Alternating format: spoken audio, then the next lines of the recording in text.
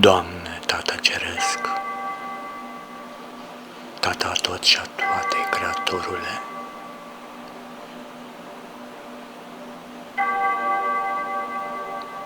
te rog și astăzi, ca în fiecare zi, ajută-mă a putea mereu să zâmbesc și senin împrejur, a privi.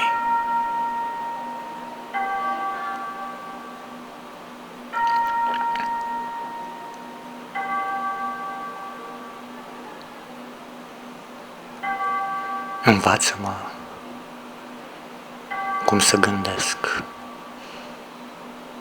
ca prin însăși fiream de-a fi eu pe toți,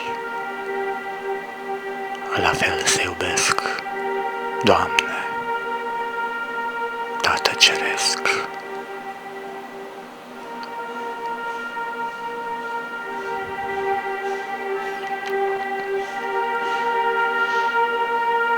Doamne, limpezește-ne zarea și încălzește-ne mințile reci. Tu mereu arată-ne calea și când rătăcim pe poteci.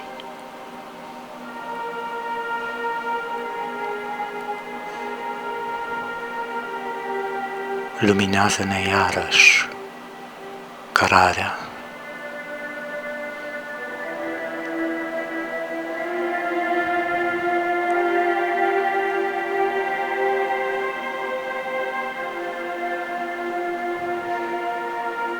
Cărarea care știu că în noi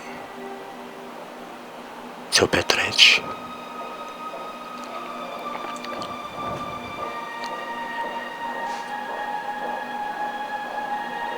Celor pe care dintre noi i-ai luat ca să-i ai mai aproape de sfânta ta masă, le iartă lor, Doamne, orice păcat.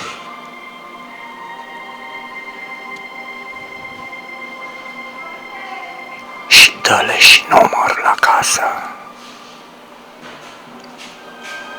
făcându-i să uită că nu m-au lăsat un nume, o cruce,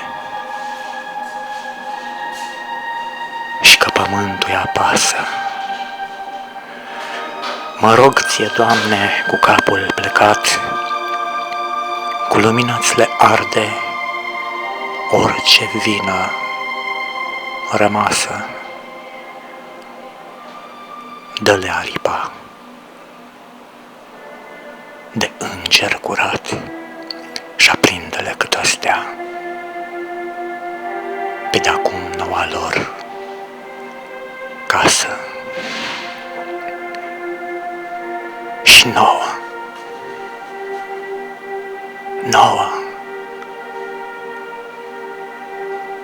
celor care încă mai suntem atârnați temporar în vremelnică haină,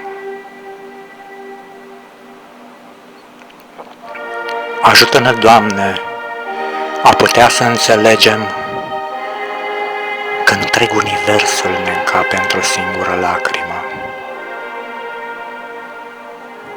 și că prezentul dintr-o singură clipă îl culegem.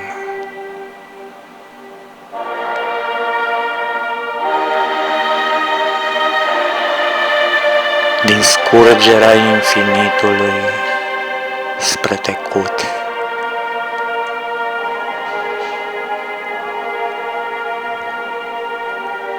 mereu spre trecut, lăsându-ne timpul,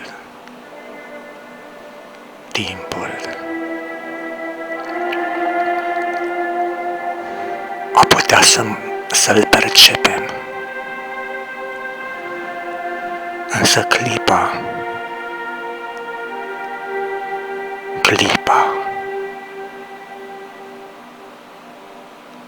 să nu prea înțelegem ce înseamnă. În numele Tatălui, în numele Fiului, în numele Sfântului Duh și al Sfântei Născătoare de Dumnezeu, Fecioara Maria, Amin.